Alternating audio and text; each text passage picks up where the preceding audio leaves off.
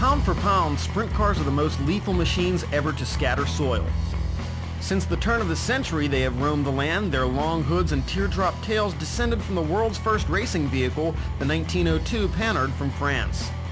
In 1903, the Indiana State Fairgrounds opened its dirt mile to motorsports a full 8 years and 3 million bricks before the first Indianapolis 500. Known as big cars, sprints bridge the gap between midgets and Indy's championship trail. In the post-World War II era of the American Automobile Association, midgets specialized in quarter miles, sprints hit the halves, and champ cars covered miles.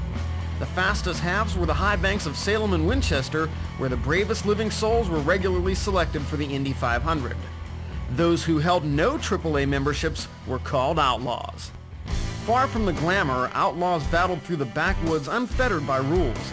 In several regions, stock roadsters and modifieds evolved into sprint cars.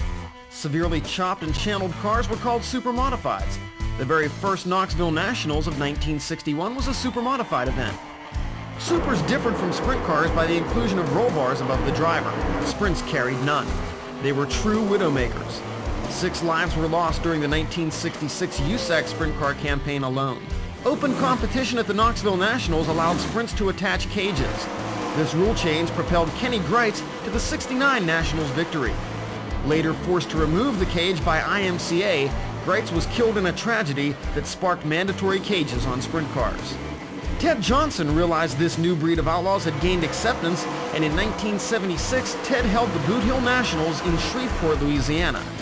A year later, he leased Lincoln Speedway in Pennsylvania for 2 nights, and then in 1978, Johnson raised the curtain on the World of Outlaws.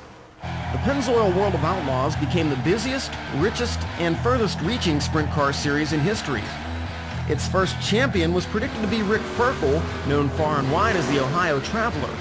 But a pair of Indiana cousins stole the crown with a car belonging to Carl Kinzer, who had won the '74 Nationals with Dick Gaines. Carl's driver in '78 was burly Steve Kinzer, king of the first 3 Outlaw seasons and eventual dominator of the series. The only man to interrupt 11 years of Kinzer titles was Sammy Swindell, champion in 1981 and '82.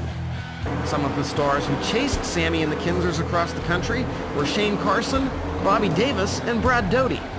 Davis began as a mechanic to Sammy Swindell, while Brad had chased his boyhood hero Opperman to Pennsylvania.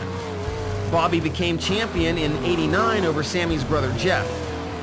For another 5 straight seasons, Steve and Carl Kinzer returned to the top spot. Carl introduced son Mark to the road and swept first and second in the '91 standings. Stevie Smith joined the tour in 1990 and was second to Steve Kinzer in '92. Dave Blaney began his outlaw career in 1988 and 7 years later stepped into Steve's vacant throne by edging fellow Ohio native Jack Hodenshield. Steve Kinzer then took time out from the Outlaws to try Winston Cup racing. His return pitted cousin against cousin as Mark and Carl competed against Steve and his crew chief Scott Gherkin. Their first season as rivals culminated in Mark's first championship. When Mark also tested NASCAR waters, Steve surrendered the '97 crown to 20-year thorn Sammy Swindell, only to regain it in '98.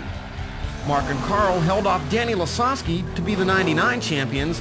Steve won back the crown in 2000. It's doubtful that the great IMCA champion Bobby Grimm, barnstorming between the county fairs of the 50s, could have foreseen the 6-figure paydays, luxury motor coaches, or skybox suites that are so much a part of sprint car racing today. And yet it was pioneers such as Grimm and Jan Opperman who helped pour the foundation for the greatest show on dirt, the Pennzoil World of Outlaws.